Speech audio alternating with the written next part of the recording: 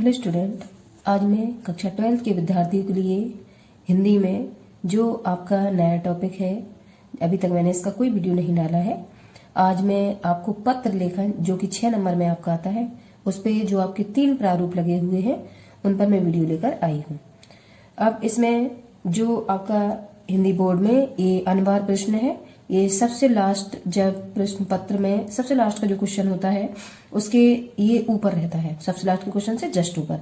तो ये 6 नंबर की स्कोरिंग करने वाला आपका प्रश्न है और 100% जो आपके 3 प्रारूप दिए गए हैं उसमें से अगर 2 प्रारूप तैयार कर लेते हैं तो आपकी 6 नंबर की स्कोरिंग करने वाला ये प्रश्न आपका सॉल्व हो जाएगा।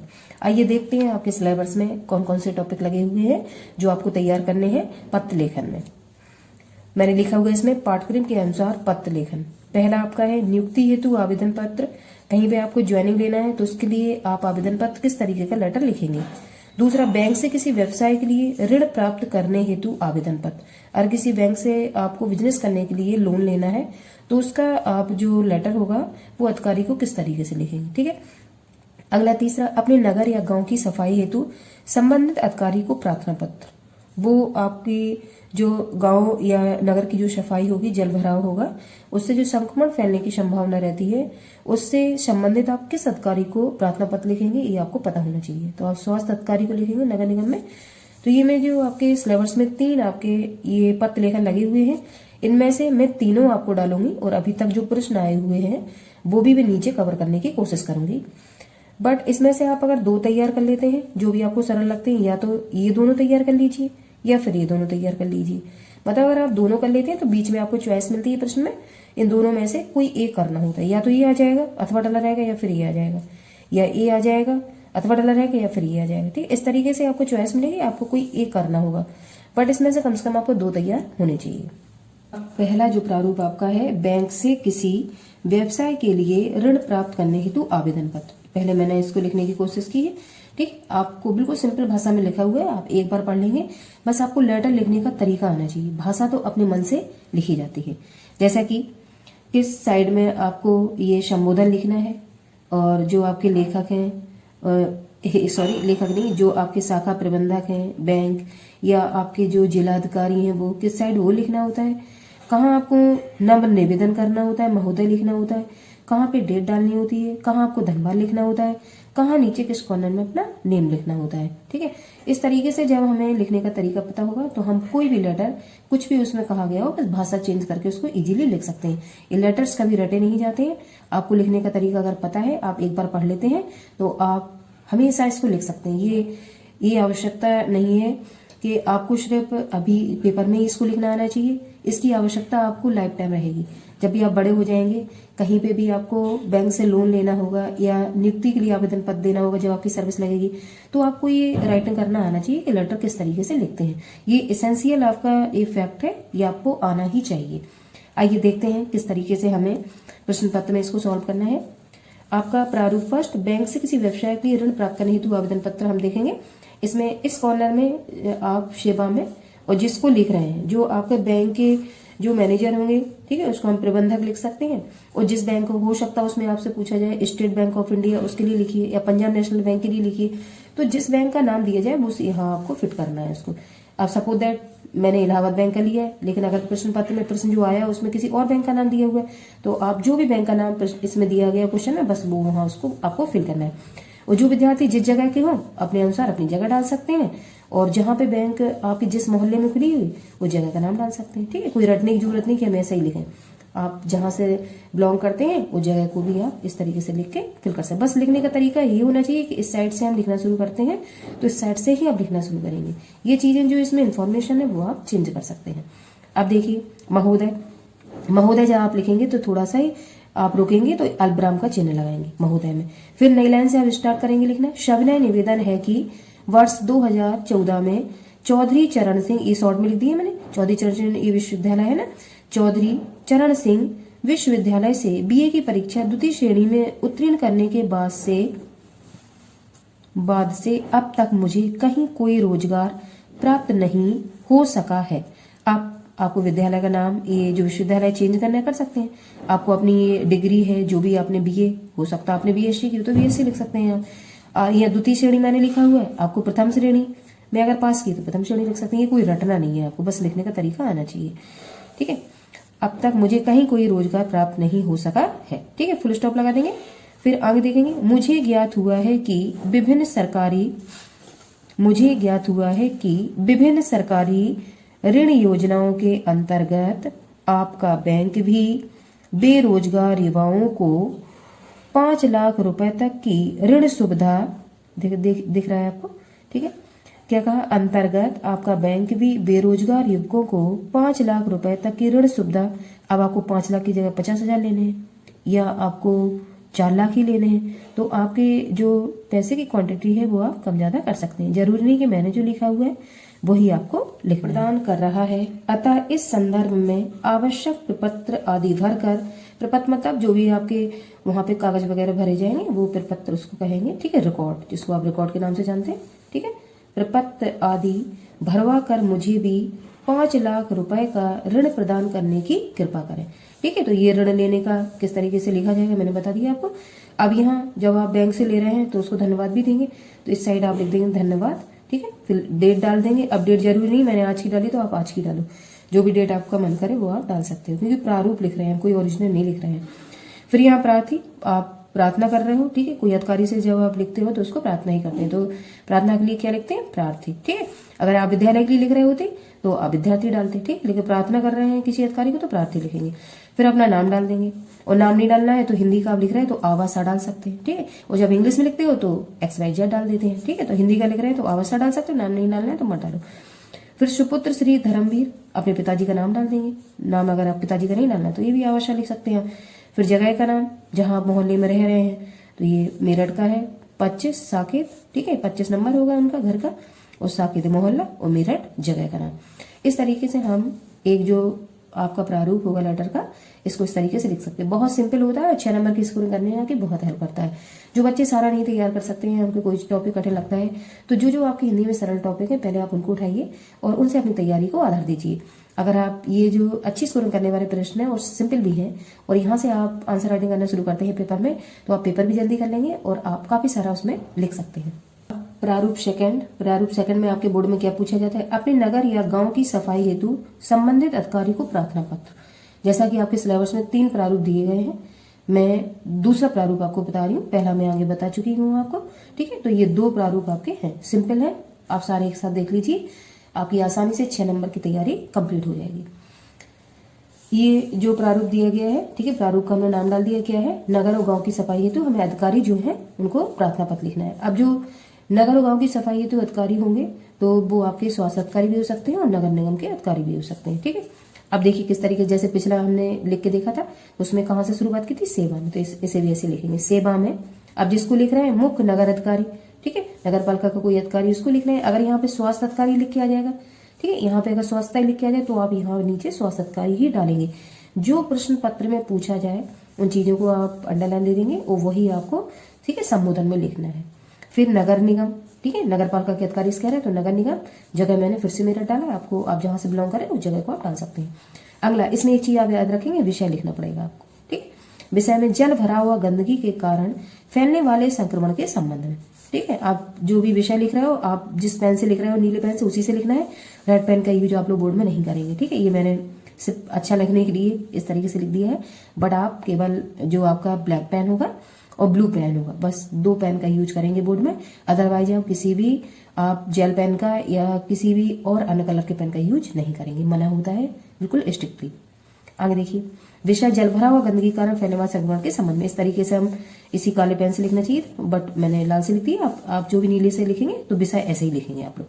ठीक है, या फिर काले से आप विषय में हेडिंग डाल देंगे और ये यहाँ पे आप नीले से लिख देंगे। ठीक है, आगे देखिए आप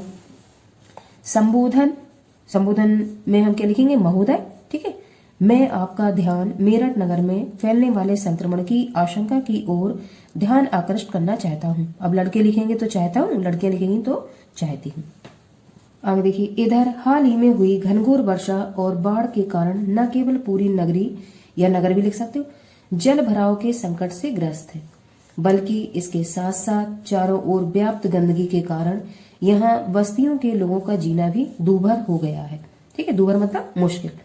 ऐसी स्थिति में संपूर्ण क्षेत्रों में विभिन्न प्रकार के संक्रमण कहते हैं इन्फेक्शन को, वाले रोगों के फैलने की प्रबल आशंका है। अतः अब नई लाइन लेंगे, यहाँ पे फुल स्टॉप लगा के अब नई लाइन से लिखना शुरू करेंगे। अतः आपसे विनम्र निवेदन है कि पूरे नगर की स्वच्छता हेतु उचित कदम उठाए जाए। आगे देखिए, ताकि रोगों को फैलने का अवसर ना मिले और लोगों के स्वास्थ्य की समुचित रक्षा हो सके। बिल्कुल सिंपल भाषा है, तो सिर्फ एक बार पढ़ना है। आगे जैसे पिछले वाले में हमने धन्यवाद दिया था, यहाँ पे धन्यवाद दे देंगे और इस तरीके से चिन्ह लगा देंगे, फिर दिनांक डाल देंगे, जो भी आपका मन करे वो दिनांक डाल सकते हैं। फिर इस वाले कॉर्नर पे ठीक है क्या डालेंगे हम, प्रार्थी, फिर जो भी प्रार्थी का नाम है वो डाल देंगे। अगर नहीं डालना है तो आप इस तरीके से आ बा और सा, हिंदी का है ना, तो इस तरीके से हम उसको लिख देंगे। ठीक है, फिर आपका जो मोहल्ला है, ठीक है, 25 साकेत, मैंने वही मेरठ वाला डाला है, इससे सिंपल रहता है। अगर हम एक याद कर लेंगे तो वो तीनों में हम उसको फिल कर सकते हैं। ठीक है, और जगह कहाँ की, मेरठ की। इस तरीके से हमने आज जो आपके 2 प्रारूप थे वो देखे हैं। ठीक है, अब मैं इनका जो तीसरा प्रारूप है उसको लेकर आऊंगी, और अभी तक जो पूछे गए आपके बोर्ड में प्रश्न है, किस सन में कौन सा प्रश्न और कैसा पूछा गया है, उसको लेकर आऊंगी। तो आपके ये 6 नंबर की स्कोरिंग करने वाला प्रश्न पूरा तैयार हो जाएगा। आई होप मैंने आपको तरीका लिखने का बताया। जो 12th के विद्यार्थी हैं जिनको हिंदी के पेपर में ये आपका लेटर लिखना है, उनको समझ में जरूर आया होगा। आप इसे अपनी कॉपी में नोट डाउन कर लेंगे। ठीक है, और जब पेपर का टाइम आएगा तो इसको बस एक बार सरसरी निगाह से देखकर आप चले जाएंगे, तो आप इजीली वहां पे इसको लिख लेंगे और 6 नंबर की आपकी बढ़ोतरी आपके पेपर में हो जाएगी। हेलो स्टूडेंट, कक्षा 12th के विद्यार्थी, कल जो वीडियो मैंने आप लोगों के लिए डाला था वो आपको किस तरीके से लेटर को लिखना है और कितने प्रारूप आपके बोर्ड में पूछे जाते हैं, तो मैंने कल आपको सिलेबस में जो 3 प्रारूप आपके लेटर लिखने के होते हैं मैंने आपको तीनों बताए थे। और कल मैंने जो वीडियो डाली हुई थी उसमें 2 प्रारूप मैं आपको बता चुकी थी। आज लास्ट तीसरा प्रारूप किस तरीके से आपका लेटर लिखने के लिए आता है, ठीक है, और तीसरा प्रारूप कौन सा आपके बोर्ड में लगा हुआ है उस पे मैं लेटर लेकर आई हूँ, उसको आप लोग देखेंगे। और आपके अभी तक जितने सत्र में जो भी पेपर आया हुआ है उसमें किस तरीके से प्रश्न पूछा गया है और कौन सा प्रश्न इंपॉर्टेंट है वो भी मैं नीचे क्वेश्चन लेकर आई हूँ। आप वीडियो के अंत में जब इन तीनों लेटर को देख लेंगे, ठीक है, तो उन क्वेश्चनों को सॉल्व करने की जरूर कोशिश कीजिएगा। किस तरीके से आपको तीसरा नियुक्ति हेतु आवेदन पत्र लिखना है, कहीं पे ज्वाइनिंग आपको लेनी है तो किस तरीके से आप आवेदन पत्र या जो लेटर होगा वो लिखोगे। अब आइए टॉपिक पर आते हैं। ये कक्षा 12 के हिंदी के विद्यार्थियों के लिए जो आपके लेटर, ये यहाँ पे आप नंबर लिख लीजिए, नंबर 6 की स्कोरिंग करने वाला ये आपका प्रश्न है। और सिंपल भी, बस लिखने का प्रारूप आपको पता होना चाहिए, आप इजीली इसको लिख पाएंगे। कल मैंने जो बताया था सिंपली आपको वो समझ में आया होगा, मुझे ऐसी आशा है। अब तीसरा जो प्रारूप आपका है नियुक्ति हेतु आवेदन पत्र, तो मैंने आपको पहले ही कहा है कि जो आपके लेटर्स हैं 3 दिए गए, 3 में से आपको कोई 2 तैयार करने हैं। जो आपको 2 मैंने पढ़ाए, मैं तीनों ही पढ़ा रही हूँ आपको, तीनों में से जो 2 सिंपल लगते हैं उन प्रारूपों को आप तैयार कर लीजिए। 2 में से आपके अथवा करके जो प्रश्न रहेंगे उसमें से एक आपका 100% फंस जाएगा। तो आप ओनली 2 पर फोकस करिए और मैं नीचे प्रश्न आपको बता दूंगी किस तरीके से प्रश्न आपके आए हुए हैं। आइए देखते हैं। नियुक्ति हेतु आवेदन पत्र, कभी आपको ज्वाइनिंग कहीं लेनी हो तो आप किस तरीके से अपने अधिकारी को या अपने जो प्रबंधक महोदय होंगे उनको किस तरीके से आप लेटर लिखेंगे। देखिए, सेवा में इस तरीके से लिख के अल्पविराम देंगे थोड़ा सा, फिर संबोधन में हम लिखेंगे श्रीमान प्रबंधक महोदय DAB इंटर कॉलेज। अब आपको कोई दूसरे कॉलेज का नाम लिखना है तो आप वो लिख सकते हैं, ठीक है। लखनऊ उत्तर प्रदेश, अगर आपको जगह चेंज करनी है तो आप वो भी कर सकते हैं, जो आपका मन करे वो इजीली आप लिख सकते हैं। आप फिर लिखेंगे मानवर, अल्पविराम देंगे थोड़ा सा, और नई लाइन से 25 मार्च 2018 के दैनिक अमर उजाला में प्रकाशित आपके विज्ञापन के संदर्भ में मैं हिंदी प्रवक्ता हेतु अपना प्रार्थना पत्र आपकी सेवा में प्रेषित कर रही हूँ, ठीक है, या जो बॉयस है वो प्रेषित कर रहा हूँ, ऐसा लिखेंगे। अब एक बात आप लोग ध्यान से सुनिए कि जो आपका आवेदन पत्र होता है वो अभी तक आपका लिपिक, ठीक है, लिपिक के पद के लिए, लिपिक पद के लिए, दूसरा स्टेनो के पद के लिए, स्टेनो के पद के लिए, तीसरा लेखपाल के पद के लिए, के पद के लिए, चौथा प्रवक्ता के पद के लिए, प्रवक्ता के पद के लिए। ठीक है, ये 4 प्रश्न आपके अभी तक बोर्ड में पूछे गए हैं। इससे बाहर मैंने इतने साल के पेपर उठा के देखे, इससे बाहर कोई भी प्रश्न आपका नहीं जाएगा। अब एक प्रारूप आप तैयार कर लेते हैं, ठीक है, आवेदन का। तो चाहे वो लिपिक की नौकरी के लिए हो, चाहे स्टेनो की नौकरी के लिए हो, चाहे लेखपाल की हो, चाहे आपका प्रवक्ता, ठीक है, उसके लिए आपका हो, आपका सेम लिखने का तरीका रहेगा। बस चेंज क्या हो जाएगा आपका कि जहां आपने लिपिक के पद के लिए आवेदन किया तो उधर आप लिपिक लिख देंगे, जहां स्टेनो के लिए किया वहां स्टेनो लिख देंगे, जहां लेखपाल किया वहां लेखपाल के लिख देंगे, जहां प्रवक्ता पद के लिए किया वहां प्रवक्ता लिख देंगे। और जो आप संलग्न प्रतिलिपि, जो आपने कागज या डॉक्यूमेंट जो आप जो आपका लिफाफा होगा उसमें रखेंगे, तो उसमें सारी फोटोकॉपीज रखी जाती हैं। तो उस फोटोकॉपीज में जो लिपिक के पद के लिए होंगे, तो लिपिक के पद का मतलब है कि उसको कंप्यूटर में ज्ञान होना चाहिए। ठीक है, तो उसमें कंप्यूटर की क्वालिफिकेशन बढ़ जाएगी। ठीक है, मैं बताऊंगी आगे कैसे आपको पूरी सीरीज तैयार करनी है। और स्टेनो का जो पद होगा उसमें भी टाइपिंग होती है, तो निश्चित बात है कंप्यूटर का ज्ञान उसमें भी होना चाहिए, तो ये कंप्यूटर का कॉलम उसमें भी बढ़ जाएगा। लेखपाल के पद के लिए इसमें भी लेखपाल को टाइपिंग आनी चाहिए, तो इसमें भी आपका एक कॉलम आपका कंप्यूटर का बढ़ जाएगा। प्रवक्ता के पद के लिए जो क्वालिफिकेशन होती है उसमें आपको बीएड, ठीक है, जो शिक्षा शास्त्र में डिग्री होती है वो होना मैंडेटरी होता है। और कहीं कहीं शिक्षा शास्त्र में ये नहीं भी मांगा जाता है, बट कहीं कहीं मांगा भी जाता है। और आपका जो पीजी होता है, मास्टर्स, ठीक है, एमए, वो भी आपका प्रवक्ता के लिए होना चाहिए। तो आपको किस तरीके से क्वालिफिकेशन किस वाले पद में डालनी है वो मैं आगे सीरीज मैंने बनाई हुई है, उसमें मैं आपको चेंज करना बता दूंगी। एक आप प्रारूप तैयार कर लीजिए किसी भी आवेदन के लिए, लिपिक के पद के लिए, स्टेनो पद के लिए, लेखपाल के लिए, प्रवक्ता के लिए, कोई भी आ जाए, बस थोड़ा सा आपको 2 शब्द का हेरफेर करना है, बाकी आपका पूरा इजीली तैयार हो जाएगा। आइए देखते हैं किस तरीके से हम चेंज करते हैं इसको।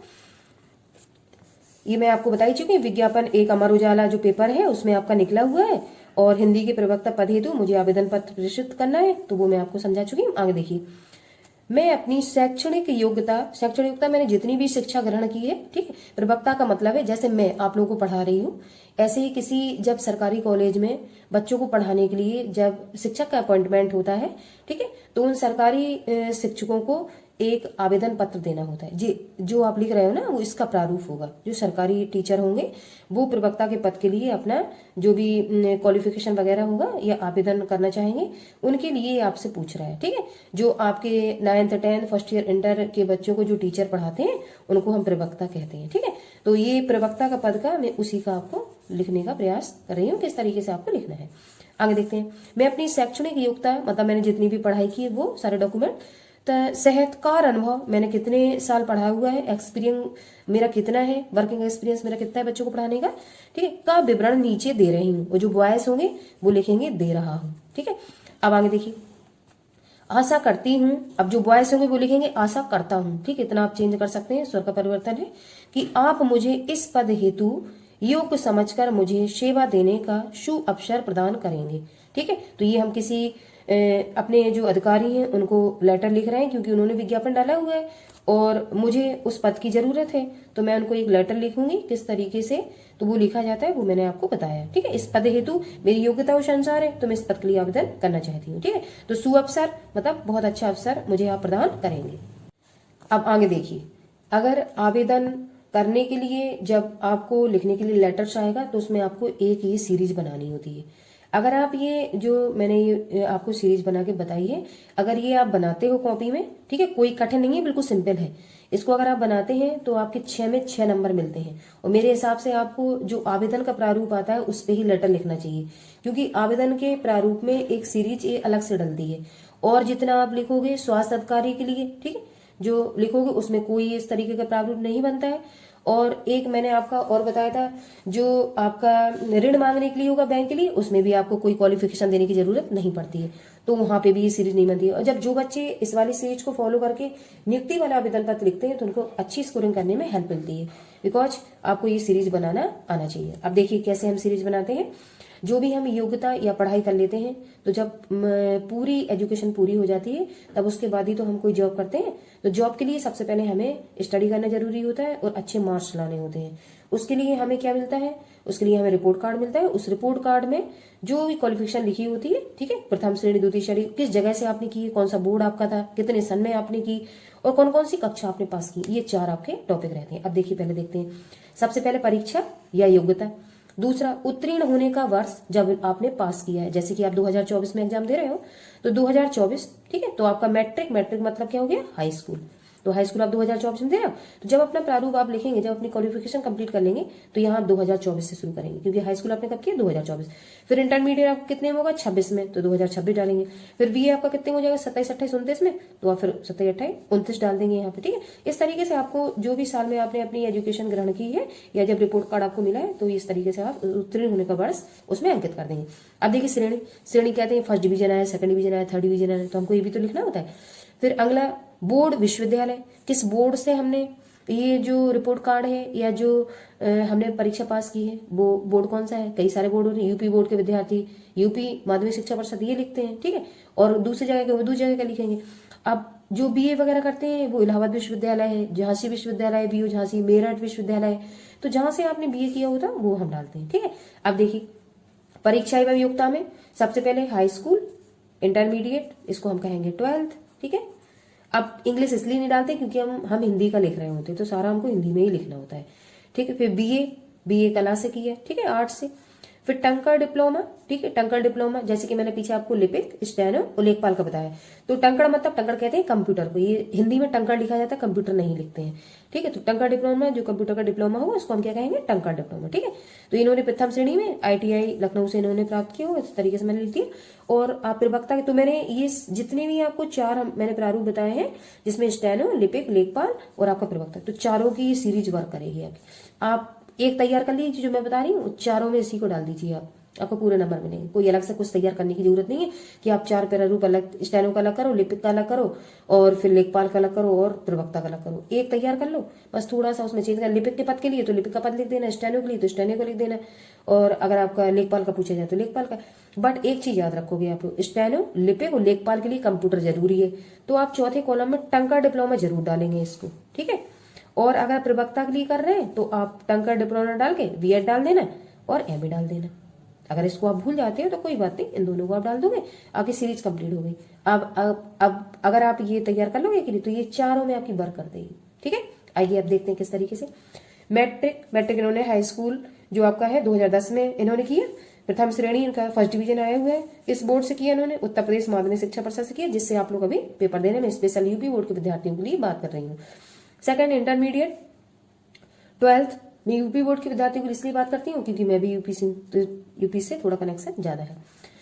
इंटरमीडिएट इन्होंने 2012, 2 साल ऐड कर लेंगे, फर्स्ट ईयर इंटर, तो 2012 श्रेणी इनकी जो आई है वो सेकंड डिवीजन ही पास हुए हैं, और इन्होंने इंटर भी उत्तर प्रदेश माध्यमिक शिक्षा परिषद से की, तो मैंने इस तरीके से डॉट बना दिया। इसका मतलब है कि जो ऊपर है वही नीचे लिखा हुआ है। फिर बीए हमेशा क्लास किया जाता है और BSc जो होती है वो साइंस से की जाती है। तो बीए कला 2015 में 3 साल ऐड कर दी थी, क्योंकि बीए का जो समय होता है वो 3 साल का होता है, 15।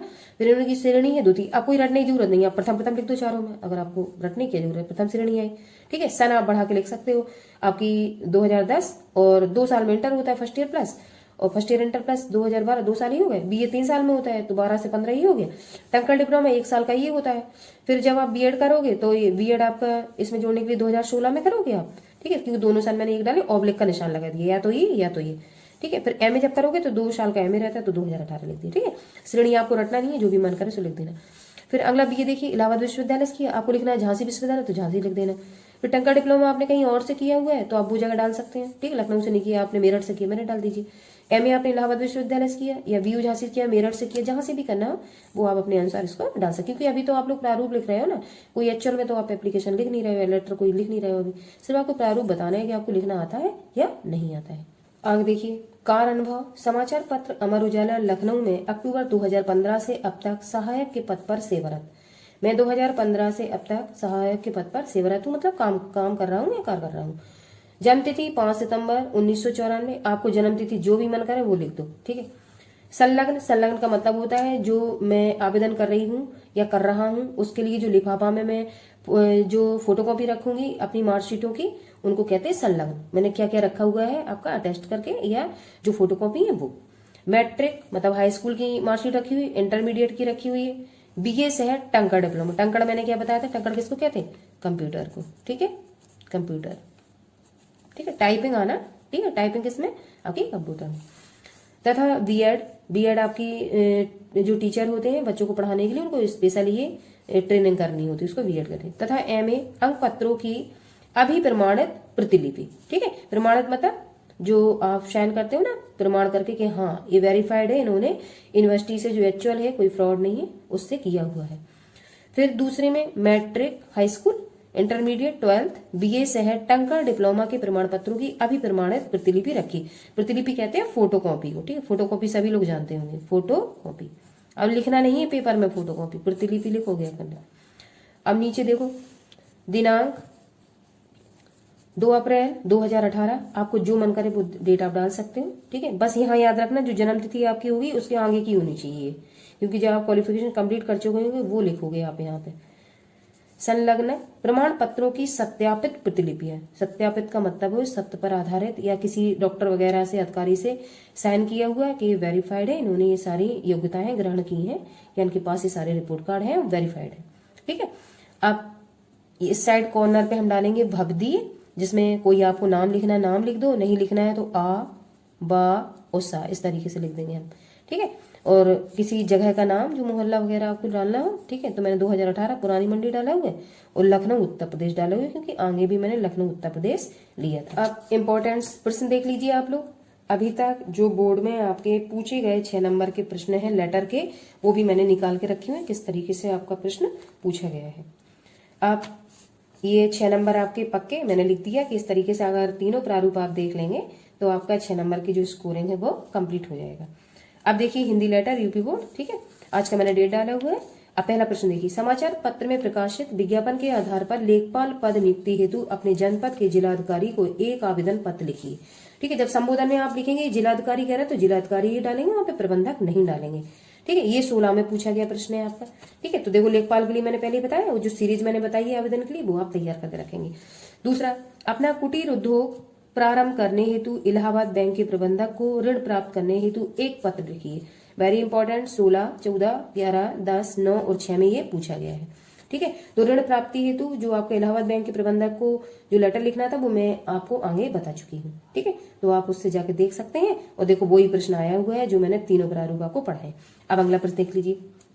तीसरा, अपने नगर में बाढ़ एवं घनघोर वर्षा के बाद के जलभराव एवं गंदगी के कारण संक्रमण रोग फैलने की आशंका को ध्यान में रखते हुए जिलाधिकारी को एक पत्र लिखिए। तो मैंने सफाई के लिए भी आपको एक पत्र लिखवाया हुआ है जलभराव का, सेम यही 2016 में ये भी पूछा गया था। तो आप वहां से जाके जो मैंने वीडियो डाले हुए वहां से आप इसको तैयार कर सकते हैं। अगर आप लोग नोट्स बना लेंगे किसी कॉपी में तीनों की तो आपको बहुत अच्छा रहेगा। 3 नहीं बना सकते हैं तो 2 प्रारूप की जरूर बना लीजिए, 2 में से आपका 100% फंस जाएगा। अगला प्रश्न देखिए, चौथे में पूछा गया आपसे, सरकारी विभाग के अंतर्गत जिला अधिकारी या मुख्य अधिकारी के नाम अपने हिंदी स्टेनो पद की नियुक्ति हेतु प्रार्थना पत्र लिखिए। अब देखिए आप लोग क्या लिखा हुआ है, सरकारी विभाग के अतिरिक्त मुख्य अधिकारी के नाम अपनी हिंदी स्टेनो पद की नियुक्ति हेतु आप प्रार्थना पत्र लिखिए। तो मैंने स्टेनो के लिए भी वही सीरीज बताई है और आपके लेखपाल के लिए वही बताई है आपको, और इसके बाद आपका जो प्रवक्ता पद होगा उसके लिए भी वही लिखोगे आप लोग। ठीक है, इस तरीके से मैंने आपके जो क्वेश्चन अभी तक आए हैं ज्यादा से ज्यादा रिपीट हुए हैं आपके, और जो 3 प्रारूप थे मैंने तीनों आपको कंप्लीट करवा दिए हैं। उन 3 प्रारूप में से जो 2 आपको अच्छे प्रारूप लगते हैं उन पर आप लेटर्स तैयार कर लीजिए सभी लोग। 6 नंबर की स्कोरिंग करने वाला ये सबसे सिंपल प्रश्न होता है जिसको आसानी से आप बोर्ड की कॉपी में लिख सकते हैं। और जो विद्यार्थी किसी चीज में उन्हें कोई प्रॉब्लम हो रही हो, हिंदी, बायोलॉजी, 12th, 10th और आपकी हिंदी के जो 10th के विद्यार्थी हैं और जो कक्षा 12th के विद्यार्थी हैं, कोई भी क्वेरी हो आपकी, कोई आपका ऐसा टॉपिक हो जो आपको नहीं समझ में आ रहा हो और आप मुझसे नोट्स बनवा के उसको वीडियो में समझना चाहते हैं तो आप कमेंट बॉक्स में उसको लिखिए। यूपी बोर्ड की तैयारी के लिए अगर मुझे टाइम मिलेगा तो मैं उस पर अच्छा आपको वीडियो बनाकर जरूर डालूंगी। हेलो स्टूडेंट, कक्षा 12th के विद्यार्थी, आज मैं आप लोगों के साथ पत्रलेखन किस तरीके से आपको पत्रलेखन लिखना है और ये कितने नंबर का आता है और कौन कौन से पत्रलेखन आपके इंपॉर्टेंट है जो इस साल बोर्ड की परीक्षा में 2025 में आप लोगों से पूछे जा सकते हैं। इससे पहले मैं आपके पत्रलेखन पे चर्चा कर चुकी हूँ और इसके मेरे 2 वीडियो डले हुए हैं और जिसमें मैंने प्रारूप 3 तरीके के प्रारूप पे चर्चा की है और कौन कौन से प्रारूप के अंतर्गत किस तरीके का आपको पत्रलेखन करना है वो भी मैं बता चुकी हूँ। अब कुछ पत्रलेखन रह गए थे, आज मैं उस पर नए तरीके से चर्चा करूंगी। आइए देखते हैं, ये आपका अगला चौथा पत्रलेखन रहेगा इंटर के विद्यार्थियों का। पत्र लेखन में क्वेश्चन, अपने विद्यालय के प्रधानाचार्य को एक आवेदन पत्र लिखिए जिसमें निर्धन छात्र सहायता कोष छात्रवृत्ति कोष से आर्थिक सहायता मांगी गई हो। इस तरीके से प्रश्न आपका आएगा और ये 6 नंबर की स्कोरिंग करने वाला आपका लेटर्स रहेगा। लिखने का तरीका क्या रहेगा देखते हैं। सेवा में प्रधानाचार्य इस तरीके से लिखेंगे, फिर अपने जो विद्यालय होगा उसका नाम डालेंगे, जैसा कि मैंने ये विद्यालय का नाम डाला हुआ है। फिर संबोधन देके महोदय, निवेदन इस प्रकार है कि मैं आपके विद्यालय का कक्षा 12 का होनहार विद्यार्थी हूँ। मैं पिछली सभी कक्षा में प्रथम स्थान प्राप्त करता रहा हूँ, जो गर्ल्स होंगी वो करती रही हूँ। इस तरीके से लिखेंगे। मैं विज्ञान वर्ग का छात्र हूँ, मैं विज्ञान वर्ग की छात्रा हूँ, गर्ल्स इस तरीके से लिखेंगी। मेरी आर्थिक स्थिति ठीक नहीं है क्योंकि मेरे पिताजी लंबे समय से अस्वस्थ चल रहे हैं। आगे, विज्ञान की पाठ्यपुस्तकें पर्याप्त महंगी हैं जिस कारण मैं उन्हें खरीद नहीं पाया हूँ। मैं श्रीमान जी से प्रार्थना करता हूँ कि विद्यालय के निर्धन छात्र सहायता कोष अथवा छात्रवृत्ति कोष से मुझे आवश्यक पाठ्यपुस्तकें खरीदने हेतु 2000 रुपए की आर्थिक सहायता प्रदान करें। मेरे अध्ययन को सुचारू बनाए रखने हेतु मेरी सहायता करें।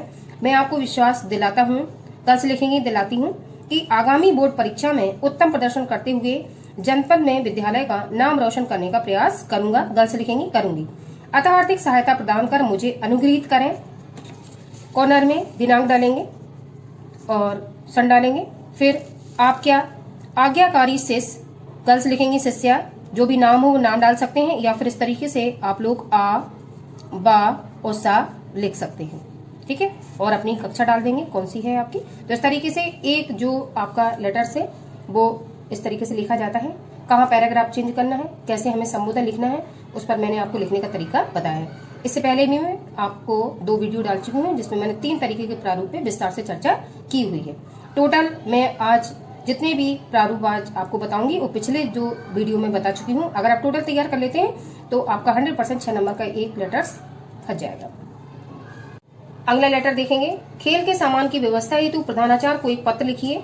तो खेल का सामान नहीं है, इसको आधार मान के प्रधानाचार्य को एक पत्र लिखना है। कैसे लिखेंगे, फिर उसी तरीके से संबोधन देंगे। सेवा में प्रधानाचार्य, अल्पविराम लगाएंगे सेवा के बाद। फिर नाथूराम सियारानी माध्यमिक विद्यालय जालौन, मैंने ये विद्यालय का नाम लिखा हुआ है, आप लोग का जो विद्यालय वो लिख सकते हैं आप। विषय डालेंगे खेल के सामान और प्रशिक्षक की व्यवस्था के विषय में। फिर संबोधन देंगे महोदय, मैं कक्षा 12 बी का छात्र हूँ, आपका जो भी सेक्शन वो आप डाल सकते हैं, और विद्यालय का खेल का सचिव हूँ। हमारे विद्यालय में सभी खेलों की व्यवस्था है लेकिन इसके सामान की बहुत कमी है। टेबल टेनिस की तो विद्यालय में व्यवस्था ही नहीं है, जबकि बहुत से छात्रों विशेषकर लड़कियों की रुचि इस खेल में है। मैं आपसे विनम्र निवेदन करता हूं कि विद्यालय में सभी खेलों के पर्याप्त सामान एवं टेबल टेनिस और उसके प्रशिक्षण की व्यवस्था की जाए, जिससे सभी खेलों में रुचि रखने वाले छात्रों को आगे बढ़ने का अवसर प्राप्त हो सके। आशा है आप मेरी प्रार्थना पर अवश्य ध्यान देंगे और इन सभी की व्यवस्था कराने का कष्ट करेंगे। धन्यवाद देंगे सर को। फिर यहाँ पे ये इस तरीके से लिखेंगे और दिनांक डालेंगे और आपका आज्ञाकारी शिष्य जो भी नाम हो वो लिख देंगे, या फिर आवासा और खेल सचिव, ये खेल सचिव का ये विद्यार्थी है तो वो नाम डाल दिए। अगला तीसरा जो आपका लेटर है वो किस तरीके से प्रश्न आए हुए हैं। परीक्षा के समय बिजली कटौती न करने हेतु जिला अधिकारी को एक पत्र लिखिए। तो फिर से जिसको लिखना होता है उसी को हम सेवा में संबोधित करते हैं। फिर से लिखना शुरू करेंगे। सेवा में जिला अधिकारी जिला जालौन, ठीक है, तो जिला अधिकारी को लिखना है, ये लिखा हुआ है, तो जिसको लिखना होता है उसी को हम संबोधन देते हैं।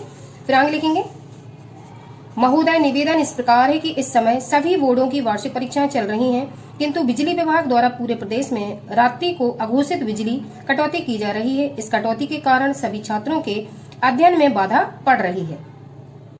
परीक्षा की तैयारी को लेकर सभी गंभीर छात्र इस कटौती से तनाव में हैं। मैं स्वयं माध्यमिक शिक्षा परिषद उत्तर प्रदेश बोर्ड का कक्षा 12 का विद्यार्थी हूं और परीक्षा को लेकर अत्यधिक चिंतित हूं। अतः श्रीमान जी से जब हम अतः लिखेंगे तो उसको पैराग्राफ चेंज करेंगे, इस तरीके से लिखेंगे। श्रीमान जी से निवेदन है कि जब कोई बोर्ड परीक्षाएं चल रही हैं तब तक छात्रों के भविष्य को ध्यान में रखते हुए बिजली आपूर्ति सुनिश्चित कराने का कष्ट करें। जिले के सभी छात्र हृदय से आपका आभारी रहेंगे, आपके आभारी रहेंगे। धन्यवाद, दिनांक जो भी हो वो डाल देंगे, भाव दिए और अपना नेम दे देंगे। इस तरीके से हम तीसरे प्रारूप को लिखेंगे। अगला लेटर, ध्वनि प्रदूषण के संबंध में संपादक को पत्र लिखिए। सेवा में संपादक अमर उजाला कार्यालय जालौन, ठीक है, संपादक को लिखना है तो संपादक को संबोधन दिया। महोदय, आपके लोकप्रिय पत्र के माध्यम से मैं शास्त्री नगर जालौन लाउडस्पीकर से होने वाले शोर की ओर संबंधित अधिकारियों का ध्यान आकर्षित कराना चाहता हूं। हमारे मोहल्ले में लाउड स्पीकर का शोर दिन प्रतिदिन बढ़ता ही जा रहा है। मोहल्ले में स्थित विवाह मंडप में आए दिन होने वाले विभिन्न आयोजनों में तेज आवाज में बजता लाउड स्पीकर आयोजकों और आगंतुकों को आनंदित करता हो। आयोजक जो प्रोग्राम को आयोजित करते हैं, आगंतुक वो जो आने वाले लोग होते हैं, आनंदित करता हो, परंतु हमारे लिए तो यह अत्यंत असहनीय हो गया है। अतः हम विद्यार्थी बहुत परेशानी में हैं। हमारी वार्षिक परीक्षाएं निकट हैं, परंतु शोर के कारण हम अपनी पढ़ाई समुचित रूप से नहीं कर पा रहे हैं। मैं इस पत्र के द्वारा आपके समाचार पत्र के माध्यम से कानून व्यवस्था के लिए उत्तरदायी अधिकारियों से आग्रह करता हूं कि वे लाउड स्पीकर बजाने पर तुरंत प्रतिबंध लगाएं, जिससे मोहल्ले के नागरिकों और विद्यार्थियों की परेशानी दूर हो सके। फिर इस साइड कॉर्नर में हम लोग लेफ्ट साइड दिनांक डालेंगे और यहाँ पे इस साइड भाग दिए अपना नाम लिख देंगे और जो मोहल्ला हो वो जगह का नाम लिख देंगे। इस तरीके से हमने चौथा प्रारूप कंप्लीट किया। अगला, मतदान में हुई गड़बड़ी के संबंध में जिला निर्वाचन अधिकारी को शिकायती पत्र लिख लीजिए। तो ये नया आपका लेटर से हो सकता है आपको पेपर में इस साल मिले। तो जिला अधिकारी को किस तरीके से लिखना है, जिला निर्वाचन अधिकारी को जो मतदान में गड़बड़ी हो रही है चुनाव के वक्त, सेवा में जिसको लिखना होता है उसी को हम संबोधन देते हैं। सेवा में जिला निर्वाचन अधिकारी बिजनौर, आपका जो भी हो जिला वो डाल सकते हैं। विषय मतदान में हुई गड़बड़ी के संबंध में। महोदय, निवेदन इस प्रकार है कि हमारी ग्राम पंचायत आलमपुर में, आपकी जो भी ग्राम पंचायत है उसका नाम डालेंगे, आज संपन्न हुए पंचायत चुनाव में मतदान केंद्र 2 पर जमकर धांधली हुई। ग्राम प्रधान पद के उम्मीदवार राजवर सिंह ने, अब जो भी आपका उम्मीदवार है कोई भी नाम दे सकते हैं, अपने धनबल और बाहुबल से इस मतदान केंद्र पर दूसरे उम्मीदवारों के पक्ष में किसी को भी वोट नहीं डालने दिया। आगे, जो भी मतदाता मतदान केंद्र के अंदर गया उससे मतदान पत्र छीनकर उस पर मोहर लगाकर मत पेटी में डाल दिया गया। जिसने विरोध किया उसके साथ मारपीट की गई तथा उसे धमकी भी दी गई जान से मारने की। इस कार में मतदान पार्टी ने भी इस उम्मीदवार का ही साथ दिया, क्योंकि उसने उन सबको उत्तम किस्म की शराब, खाना, रहने की सुविधा उपलब्ध कराने के साथ ही प्रत्येक मतदान कर्मी को मोटी रकम भी प्रदान की है। अतः श्रीमान जी से प्रार्थना है कि हमारे इस मतदान केंद्र का चुनाव निरस्त करके कड़ी सुरक्षा व्यवस्था में पुनः निष्पक्ष चुनाव मतदान कराया जाए और दोषी मतदान कर्मियों को उचित दंड दिया जाए। दिनांक लिखेंगे जैसे अभी तक लिखते आए हैं और कॉर्नर में इस तरीके से हमें मतदान से वंचित मतदाता जिन्होंने अपना मतदान नहीं दे पाया है, ग्राम पंचायत आलमपुर मतदान केंद्र 2, ठीक है। आप 2, 3, 4 जो भी आपको लिखना चाहो आप वो लिख सकते हैं। तो इस तरीके से हमने आज 5 जो आपके लेटर हैं उस पर चर्चा की है। इसके पहले मैं 3 लेटर आप लोग को डाल चुकी हूँ और इस तरीके से आप टोटल 8 लेटर तैयार करेंगे तो आपका कंप्लीट जो लेटर्स का मैटर है वो कंप्लीट हो जाएगा और आपको इसमें से एक लेटर जरूर जो परीक्षा आपकी होगी उसमें मिल जाएगा।